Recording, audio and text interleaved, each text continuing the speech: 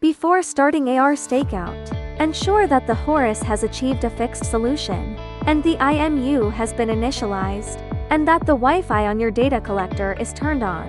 Go to Survey, Point Stakeout. Add or import the stakeout points. Then select one to start stakeout. Face the Horus camera side forward, and tap the AR button to activate the AR stakeout function. The live camera view will appear on the screen, showing AR guidance with direction and distance information for the target point. Follow the AR guidance to approach the point. Once you are within 3 meters of the target, the system will automatically switch the camera view from the side camera to the bottom camera for clearer guidance. You can also adjust the auto switch distance in the stakeout settings according to your needs. Now, you can easily locate your target point with the centimeter level AR stakeout function.